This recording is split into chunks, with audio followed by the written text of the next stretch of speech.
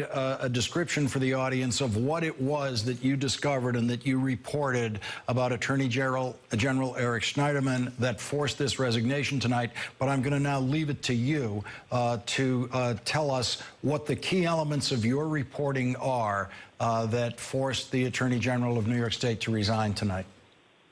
Well, there were four women who were romantically involved with him in the past who have described just repeated episodes of non-consensual violence inflicted on them by him. But these are episodes range from someone who was just plain, a single situation where Attorney General Schneiderman made a sexual advance to her, and she is a very well-known attorney in New York and very prominent person, and just out of the blue, he, according to her, hit her incredibly hard across the face twice.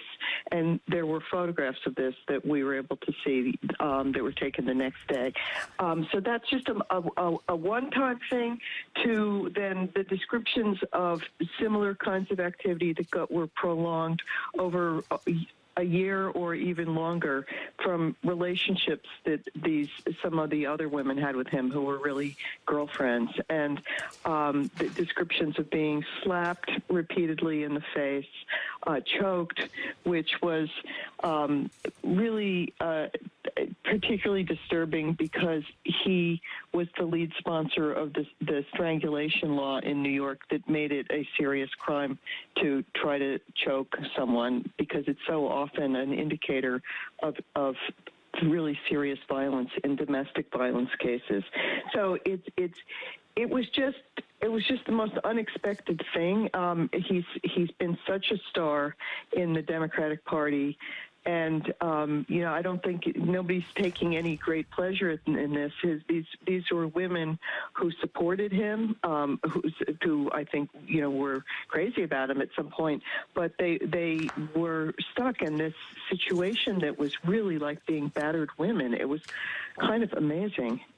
Before the Attorney General announced his resignation tonight, he did give a comment to you at the New Yorker saying, "In the privacy of intimate relationships, I have engaged in role-playing and other consensual sexual activity. I have not assaulted anyone. I have never engaged in non-consensual sex, which is a line I would not cross." Is there, in your reporting, did you find any possibility for confusion here about his view of something as role-play? And it was something we were very sensitive to, not wanting to invade someone's privacy, or, that was just, some kind of, idiosyncratic sex life or something like that. But there are two women in this story who are on the record, and they are speaking out because they really felt it was so important at this point. And they wanted to make sure that other women didn't fall into the same situation with him. But both of those women on the record used the word assault, and they say that this was non-consensual and that they were subjected to it over and over, and that it included also a lot of very demeaning psychological, what they describe as abuse. And the pattern, just having done a lot of reporting here, it just repeated itself with each person that we interviewed, and it became familiar. It was really kind of horrendous. Did the victims complain to him, and did he say anything to them by way of apology in any kind of verbal explanation about this? Well, we're talking about something that went on. We're talking about over, a decade here. So a lot of different things happened, but yes, there were these women say that they told him to stop and he didn't. Sometimes they would think that maybe he'd get better, maybe he could get therapy, maybe they could, maybe it was their fault. They went through a lot of different things, but basically they did not consent to this activity, this violence, and they were incredibly upset and eventually broke up with him. So he made them feel that it was their fault and they weren't liberated enough for putting up with it. Is one of the things that I came across on a number of occasions.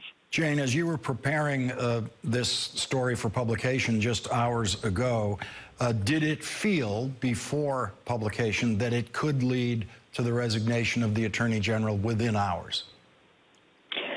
I thought it might. I didn't know how fast it would happen, but I think given how important women's rights are to the Democratic Party, and the Me Too movement has been for Democratic leaders, it didn't seem possible that he could behave in one way that one of the women on the record describes as sort of, it's a Dr. Jekyll and Mr. Hyde, to be so different in public and private. I thought that he might face just a complete firestorm. Jane Bayer, thank you very much for joining us tonight on this extraordinary night of developments as a result of your reporting in the New York